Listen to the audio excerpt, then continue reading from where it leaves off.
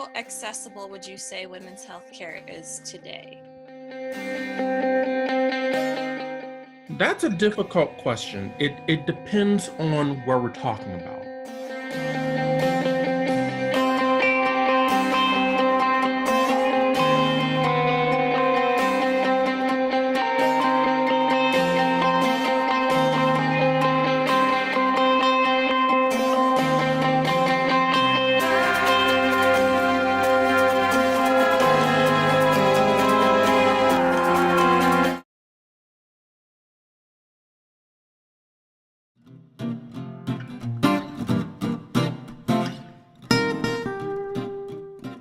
Meet Anna. She is from East Lansing, Michigan. At 25 years old, Anna enjoys spending time with friends, shopping, and going to concerts. Hailing from Paris, France, meet Susie. Also 25 years old, Susie enjoys quiet evenings reading a good book, running half marathons, and going to yoga. Although our new friends have different interests, they are both in need of the same thing: comprehensive access to women's health care. Anna and Susie ask their friends what they think of their country's healthcare system.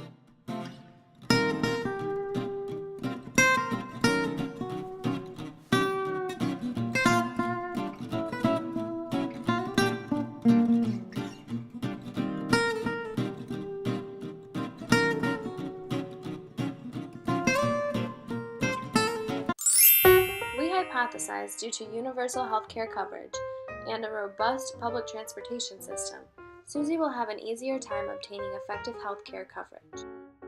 Availability coverage reflects what resources are available and in what amount. This includes factors such as the number of health facilities or pharmacies in an area, hours of operation, and availability and price of drugs. Accessibility coverage measures how physically accessible resources are for the population. This includes resources which might be inconveniently located or hard to reach via public transportation. Let's hear from an expert on what are some major factors affecting accessibility for women. It depends on where we're talking about. If we're talking about places such as New York City, Los Angeles, San Francisco, I would say it's really accessible.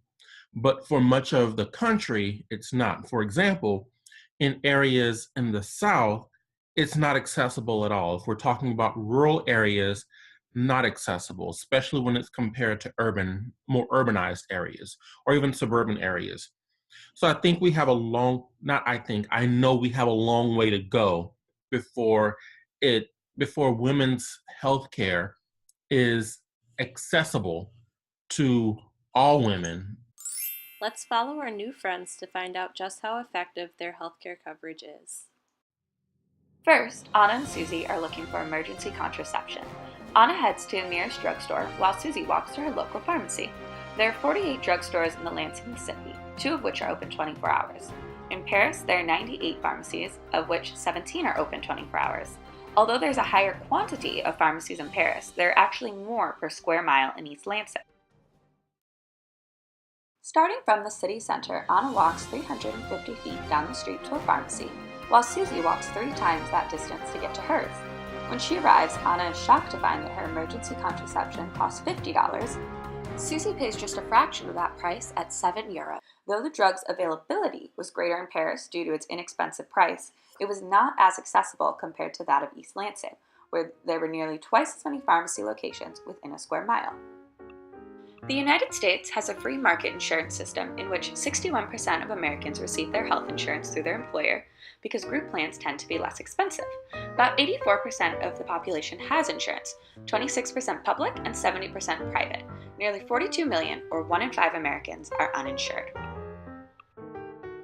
France has a somewhat two-tiered system in which all French residents are required to have health insurance.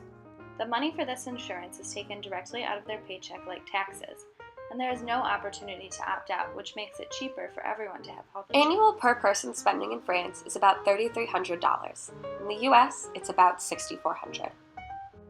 About 90% of the population decides to purchase supplemental health insurance, on top of the insurance that they must buy, which is based on their occupation, but consists of the same basic framework as every other baseline plan.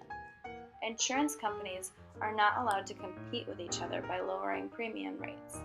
Overall, nobody is uninsured in France, as there are systems in place to provide and pay for health care for those ineligible for insurance. Planned Parenthood is an indispensable resource, especially in the United States where we lack universal health care insurance. The majority of those who use Planned Parenthood in the U.S. live in communities that are underserved or low income. Planned Parenthood is the largest provider for low-income women, and 40% of their patients, their sole healthcare provider. The services range from sexual education, STI testing, pap smears, to prenatal care. They also offer a range of services to the LGBT community, as well as services for heterosexual men. These services can be accessed by those without insurance or who cannot get them elsewhere. Planned Parenthood is often fighting against defunding from those who mistakenly believe that tax dollars fund abortions, which make up 3% of Planned Parenthood services. However, since the Hyde Amendment of 1976, no federal funding can legally be used for abortions.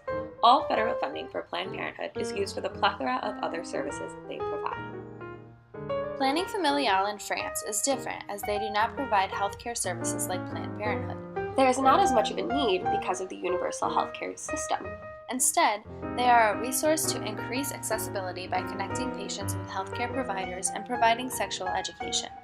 Sexual education is required to be taught in French schools, and it must be medically accurate, unlike the abstinence-driven sex ed in the United States that varies state to state.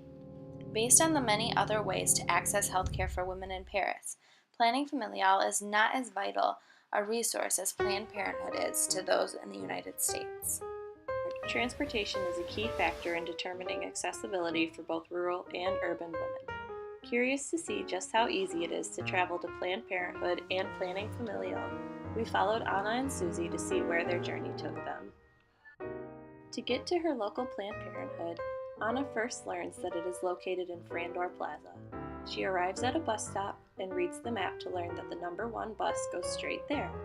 Boarding the bus, she pays $2.50 for a round-trip ticket and rides for 10 minutes until arriving at her destination. Easy enough. Now, let's follow Susie on her quest to reach Planning Familial. First, she determines the center's main location via the Planning Familial website. At 12:15 p.m., Susie enters the metro station for the RERB at Cité Universitaire. She pays €190 for a single ticket and travels 5 stops to the Châtelet station. Here, she pays €190 for another ticket to ride the RERA for 1 stop. Next, Susie must walk 0.7 miles to reach the address 10 Rue Vivienne, Paris.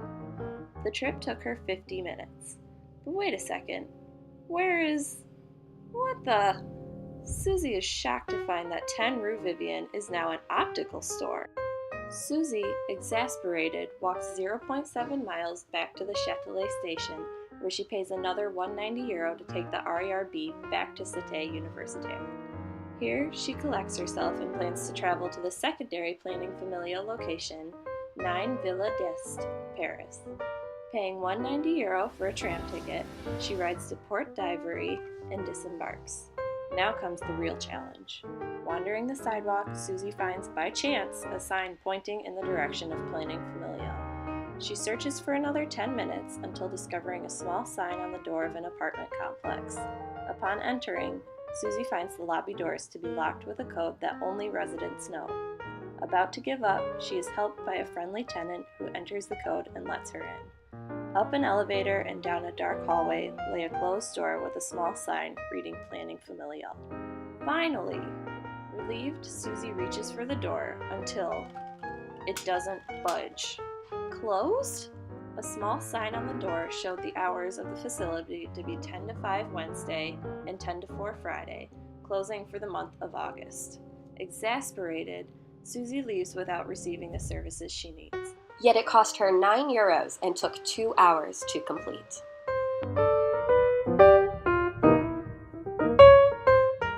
We were surprised to find that Paris has greater availability of care compared to East Lansing, but poorer accessibility for those in need. In Paris, the availability is extremely high due to a thriving universal healthcare system. Because the United States has such poor availability coverage, there is a great need for improved accessibility. This is why Planned Parenthood is vital to the United States, because it provides necessary care to thousands of women, improving accessibility throughout the country. Although each system has its strengths, there are definitely improvements that could be made in the United States and France.